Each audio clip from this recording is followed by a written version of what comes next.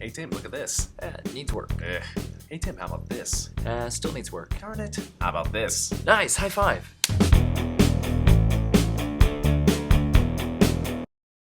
Hey everybody, how's it going? My name's Tim. My name's Michael. And you're watching TMI. That's the Tim and Michael Information Show. Don't know how long this one's going to be, but really quickly, we were talking about the multiverse. And for any of you that know the Spider-Man meme, can you put that up in post? Yeah, let me go get it. You talk for a little bit. Keep the folks at home entertained. So right now I'm going to do this thing. And here in the empty spot of where Tim is, I am actually showing you the meme. And now that it's gone, All right. go ahead and bring it back. So shortly after WandaVision aired, I found this shirt on a third party online, and this is my new favorite shirt. Woo, check it out. Isn't that great? A little bit of a close-up there if we gotta bring it in. Sure. Yeah, look at that. And so that brought us to, there's also a version of the Spider-Man meme that, here, let's just show that one. Ready?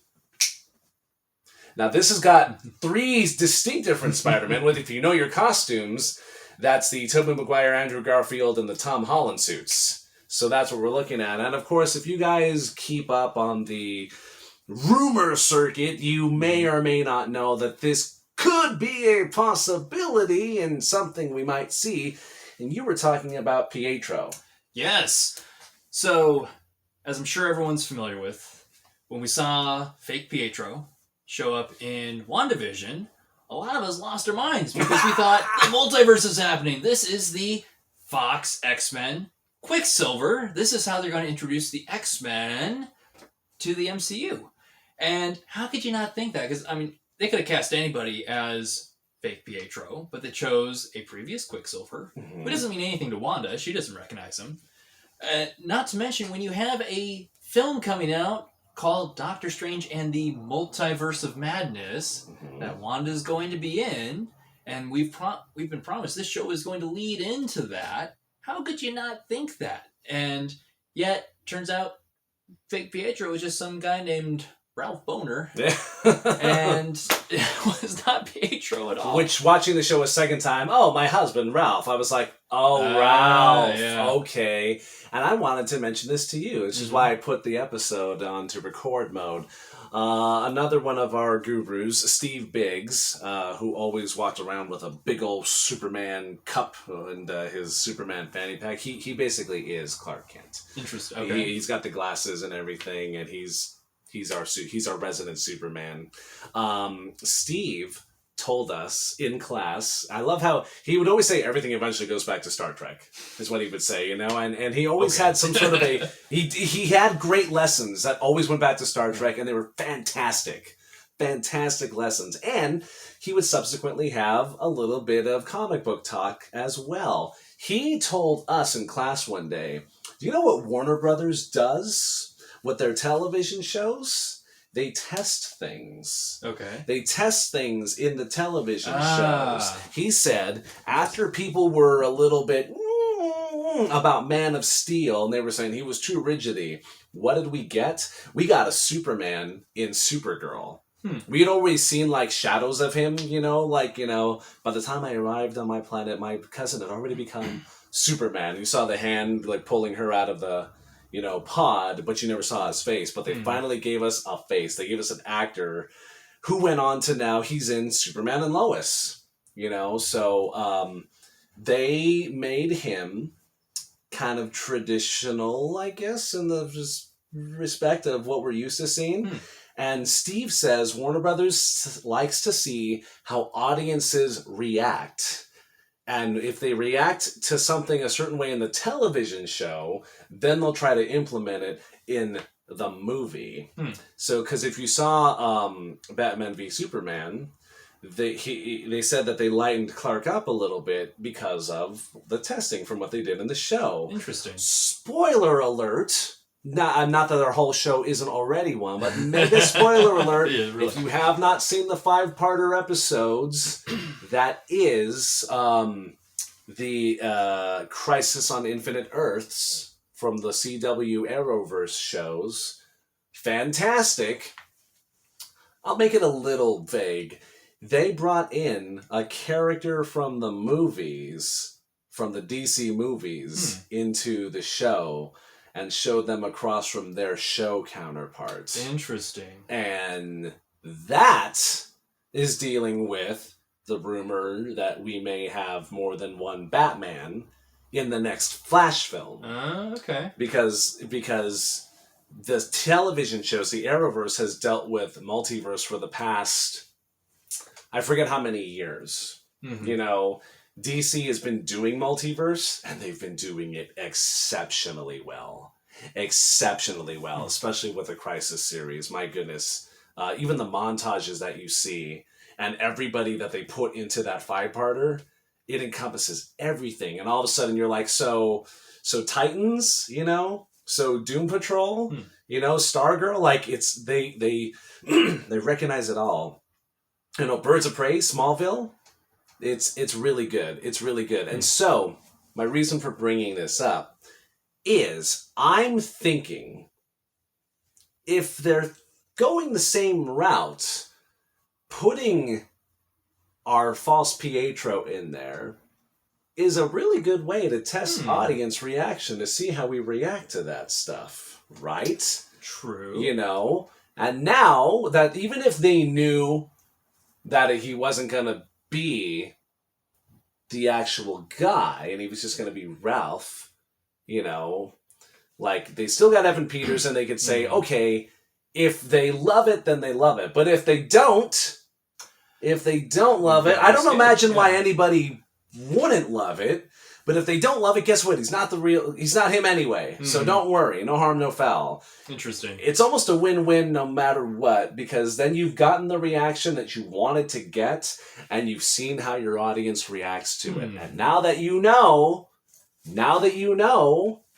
how much more money could you feasibly make if you take it to the next level and actually give us Andrew Garfield, you know, and Tobey Maguire across from Tom Holland. So that's my thinking of it, and that's my crossing my fingers, and my hope is that it was a little bit of a test in the pool, dipping your toe into the water. The water's really nice.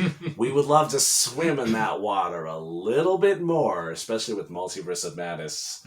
Again, because I'm completely unfamiliar with Wanda and Scarlet Witch and Doctor Who, Strange.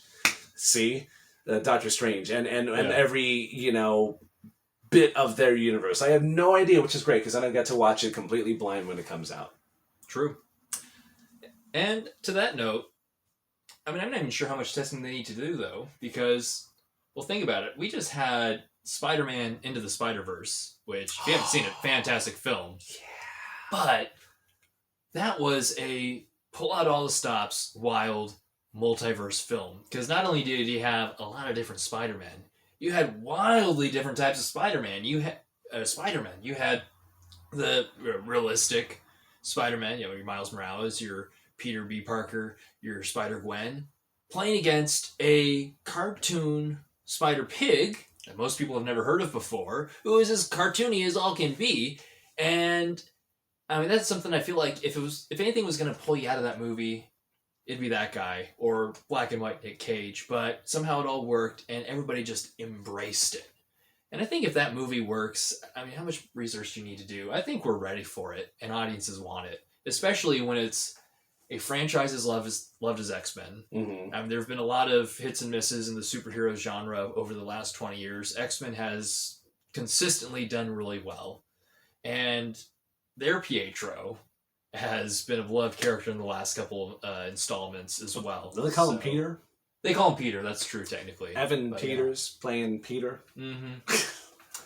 Well, we did get that really great time in a bottle scene in Days of Future Past. And I got the time. If I sing it too much, am I going to have to? No one's going to flag us. We're not using any audio clips. We're not just singing off key and off beat, and written by it'll be fine. Who are there? Somebody. So I don't know what's next, but I want to see. I do know that last time I heard, but my nephew was the one who told me about it. That they do have plans to have, you know, Venom cross paths with Spider-Man. Mm-hmm. You know, oh, there's a Morbius movie coming out. Yeah? Oh my god! With Michael Keaton and his little cameo in the trailer. Yeah, so I'm like, you're telling me it's all come on, you know. I just can't wait. And I don't know how long that crossover is gonna take. You know, because now I was just excited to see Spider-Man and Venom, but now I get to see Morbius and Spider-Man. That's, you know, I hope. right up your alley. Oh, Michael Morbius was one of my favorite. I wonder why. He's one of my favorite characters. You know, when I first saw him in the cartoon show, I was like, "There's a vampire," you know. And his name's Michael. You know, and then I got to see some of the. I did see a little bit more of the comics for Michael Morbius, and some of those covers look insane. They look fantastic. Great art to draw from. So we just talked in our last episode about fans having wishes. I know I'm just a fan, and I know I'm just here with my colleague, and I know we are just here on our show.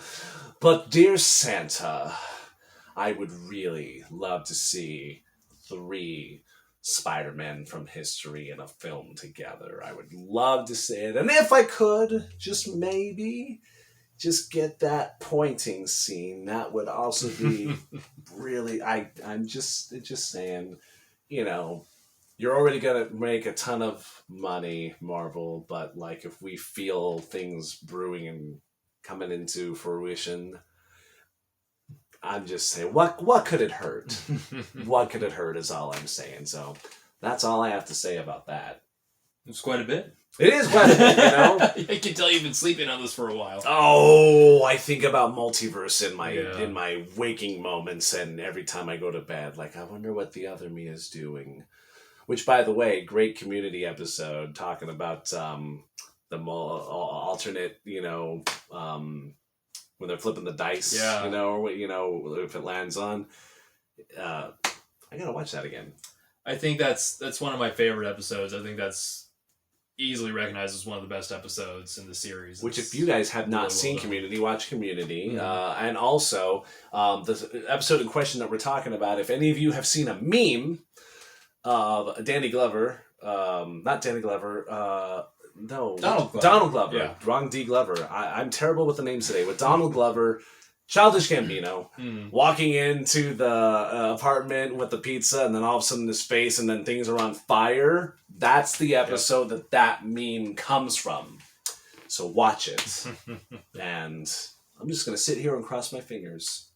Just make sure when you pray to Santa, make sure you CC Kevin Feige on that email too. Oh, yeah, and BCC Louis D'Esposito, yes. And there we go. So Jon Favreau wouldn't hurt either. You know, thanks for watching, everybody. And we'll see you next time.